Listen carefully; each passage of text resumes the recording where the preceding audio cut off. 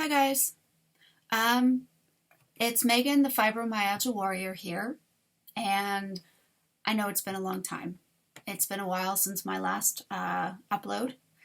I had recorded a few videos before, but I decided that they were too long and not really what I wanted to upload. So I'm trying to take a slightly different approach to my videos. And for those of you who have recently subscribed, thank you so much. Your emotional and moral support means a lot to me. But I've realized that I don't want to put out videos like I have been doing because, to be honest, I felt like I wasn't being myself. I was trying to be like other people on the platform. And for them, if that's how they greet their followers and how they do their videos, that's fantastic. That's them. And they're being true to themselves. But I just want to say that I'm trying to be more who I really, really am inside. So for those of you who might wonder what my full medical background is, it's quite lengthy and complex. So I thought I might make a few shorter videos because I'm hoping some of it might help somebody else. Not because I'm an expert, I'm not a doctor, not a nurse, I'm not a medical professional. I guess I'm just a professional researcher as far as figuring out or trying to figure out why things are happening to me and what I might do to try to change it. So I speak only from my own personal life experience. And, you know, one of the women I admire greatly on the YouTube platform is Carnivore Yogi. And I will add down there, I will add in her details. You can also find her on Instagram at Carnivore Yogi. Sarah's fantastic. She is just real and honest and upfront about what things are going on in her life, and that's who I want to imitate. So I wanted to just sort of say that and move on with what I wanted to share today. I did just for fun, I did a watch me while I make my meal, and, which is fine. To be honest, I eat mostly the same thing every day, not because I'm bored or whatever, because the food I eat is the food I've found makes me feel the best, and it's what I enjoy. But you may not be at that point in your life. So, and I'm not a what I eat in a day kind of person. In fact, if I was to make that kind of video, I think you would be bored senseless, to be honest. 10 minutes of putting everything into the frying pan, mix it up, and then that's it. So I don't plan to do any of those anytime soon. But this first video, I wanted to start with maybe something that you guys can relate to, maybe not.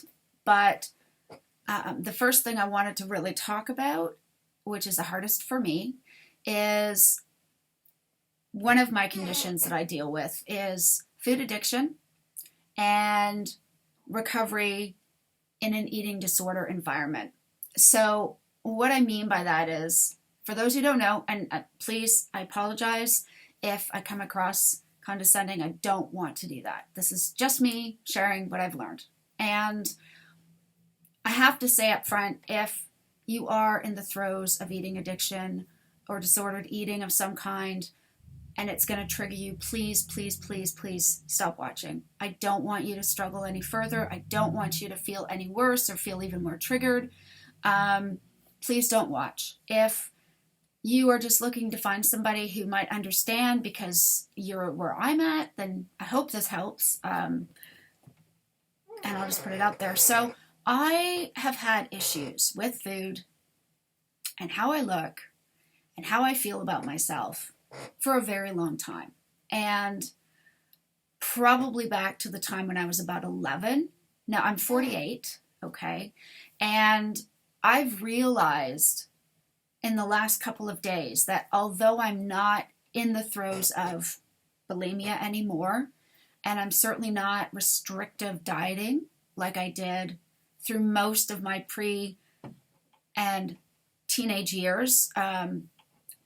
Basically, other than the 2 times I was pregnant with my sons, when I just ate everything, literally, not nailed down to a table. I've always had a hard time if my weight was higher than I thought it should be. Now, since I've had fibromyalgia, diagnosed 5 years ago, probably existed before that, but not to the same extent it does. I was constantly restricting my food. I never ate anything with saturated fat. At one point, my husband and I tried to go full vegetarian. Then we were pescatarian, so it was a lot of fish, which I hate. So that limited me to just chicken. But it didn't matter because I was constantly craving more. And a couple of days ago, my husband got this lovely gift box from one of his suppliers that he works with. And it included some really nice shortbread cookies from M&S, as well as some jams and some Swiss chocolates and some other lovely goodies. And to be honest with you, I have been really, really good since June, no sugar whatsoever. And since July, I even cut out all the sweeteners, cut out fruit, cut out all that stuff. But for some reason, because it's heading into the holiday season, I felt to myself, I just want a little bit of shortbread. It would be so nice with this really nice coffee roast we just bought. Yeah, I just want one. Just one. You know, I thought I'm a moderator. I can have just one cookie and I'd be okay. Even though I know my body is gluten intolerant, as well as dairy and anything processed and any sort of carb or sugar. But even though I knew I was going to feel horrible for it, it had been so long and I thought, oh, I missed this. I'm just going to have one. And I didn't have, well, there were 2, like those little finger-sized pieces. I had 2 of those with coffee. And within half an hour, I was swollen. I was bloated. I was in so much pain and agony. My joints swelled up and I felt horrible. I honestly felt nauseous and like there was something rock hard sitting in my gut. I felt like somebody had poured concrete between the top of my abdomen all the way up to here, which only ever happened. Oh, here comes my doggie. Hello, doggie. Whenever I would eat things containing gluten. And as much as I knew I shouldn't have it, I couldn't resist. There was that part of me that was like, I know I'm not hungry. Because if I was hungry, I would fry up some bacon and eggs, or I'd make myself something with ground beef in it. I'd cut up some, lactose-free cheese or a little bit of butter, which I've discovered I now can't eat because of the histamine reaction, but something, or I would have a bit of salt just to get that feeling out, because I've discovered if I'm craving sweets, I don't have enough salt, which is weird, but there you have it. And I felt horrible. And I thought, right, that's it. I can't do this to myself. I'm going to be sick if I eat this stuff again. So fine. I didn't have any, and I had a couple of the Swiss chocolates, which didn't help me any at all. So that was it. I was done. I was good. I had no interest in eating anything else over the Christmas holidays, I thought, right? And then yesterday when my husband came home from the grocery store, he stopped off at this little specialty place around the corner where we get our freshly ground coffee. And he found these amaretti cookies, soft, like biscotti type cookies. They were circular. There was no gluten. It was non-gluten flour. But it still had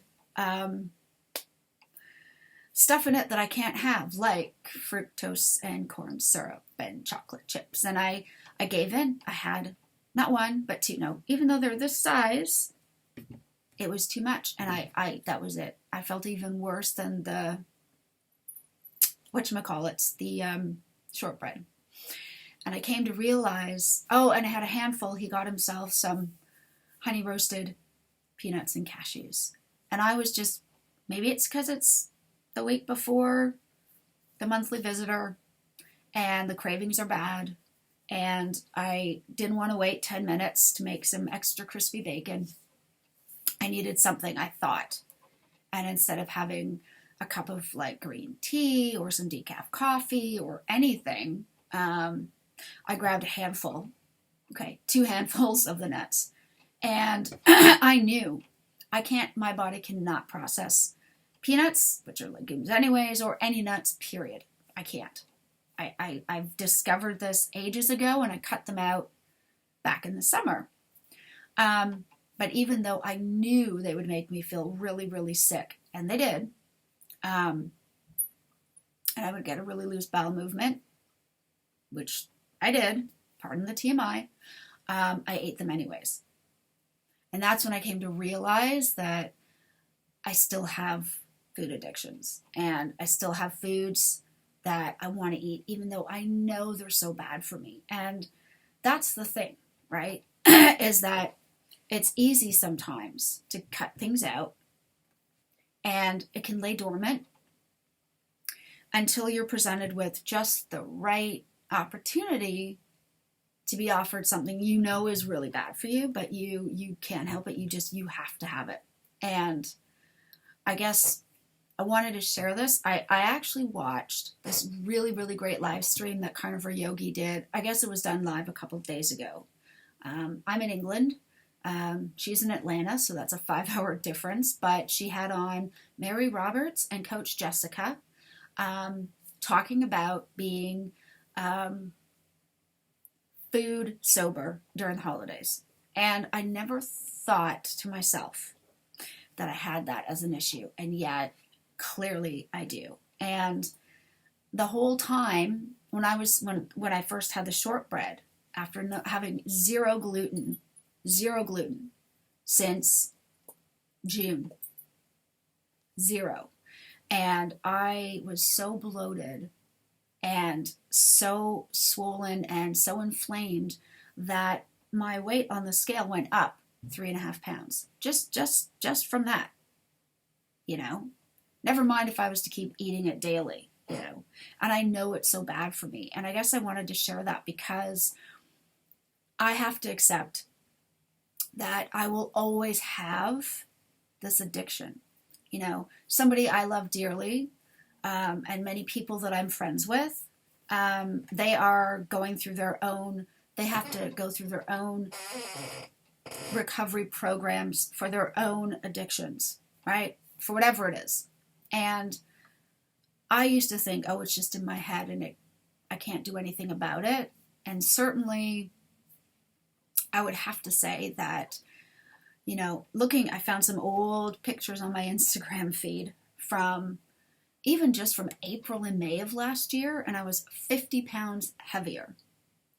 And there was fat there, yes. A lot of it was inflammation, bloating, and swelling, because I was eating crap, not just crap, but food that was crappy for me. There are people who can eat fish and lots of lean chicken and salads even, and greens, and it doesn't seem to upset them too much. They can even enjoy fruit sometimes. But as much as I enjoyed it and it tasted good, it always affected me right after. And I never put it together. And I thought, like a lot of people, but this is healthy. This is the right thing. And it's okay to realize if it's not for you. No, it can be healthy for other people. Don't get me wrong. It can be really healthy for somebody else.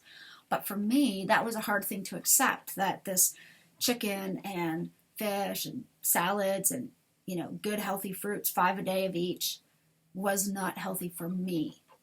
And yet there are times where, honestly, I think maybe I'll have a bit of lettuce. Maybe I'll try a little bit of potato just to see what happens. And every time causes it to either fly right out, sorry for the TMI, or just really painful bloating. So I've had to accept I can't have these things. And that maybe it's easier if I see it as an addiction, something that I might enjoy the taste of and that tastes great in the first minute or two until it doesn't.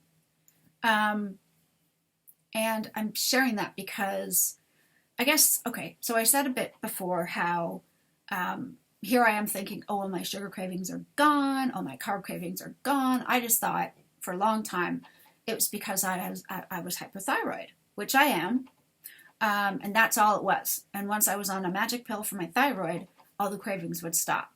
No, in my case, that's not what happened at all. Okay, they did not stop at all when I started taking when I started to take the medication for my thyroid back in March. Didn't make any difference. Okay, my weight just kept creeping up, and I was constantly hungry. And I say all this because what I didn't realize, really even until yesterday, was just like how disordered eating habits and thoughts can lay dormant or just under the surface. So can our addictions. And I guess what I'm saying is I've learned, and believe me, I'm not there. I've not arrived.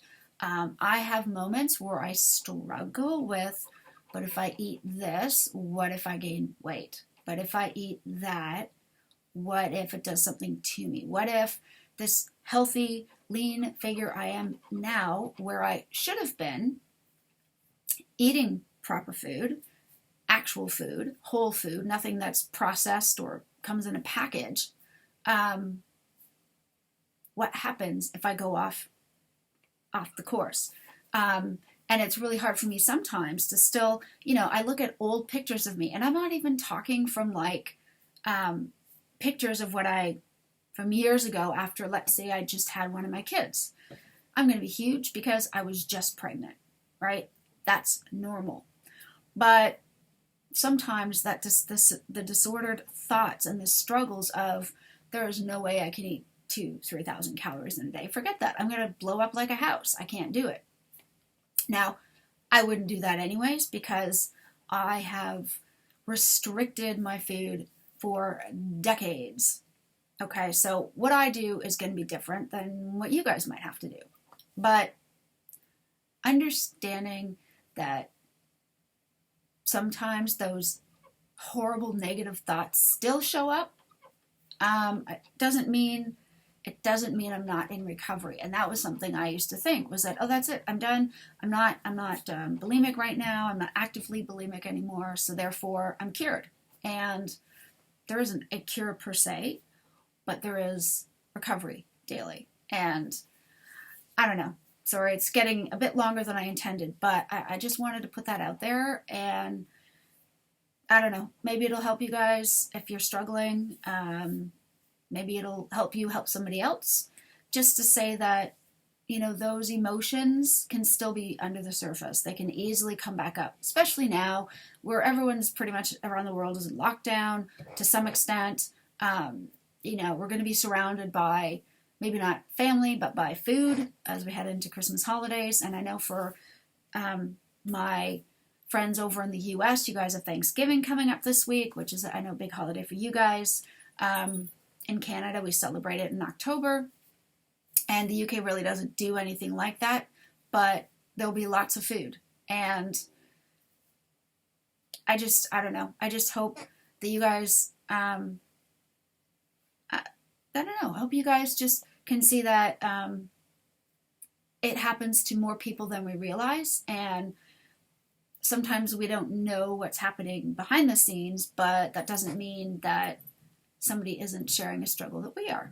So I hope this video helps somehow. And in my next video, I'm going to try to talk about probably more so the chronic pain and the fibromyalgia side of things, how all of that ties together. What I've learned is that gut health and all these other conditions I deal with kind of all go together. So there's food addiction, disordered eating, I have IBS, I have Raynaud's, I have hypothyroidism, I have arthritis, I have fibromyalgia, chronic and severe, sometimes severe, but chronic anxiety. So all that kind of fun rolled up into one excellent person. But for now, I hope you guys found this helpful, that it's something you can relate to, maybe. As I said, I will put Carnivore Yogi's details down below, as well as Coach Jessyca and Mary Roberts' information. They're great ladies. If you also are struggling with carb addiction and recovery, or how to handle the holidays, and you're trying to, cut out sugar and carbs, these are great women to check out. Carnivore Yogi, one of my heroes. Anyways, guys, thank you so much for watching. Hopefully you liked this video.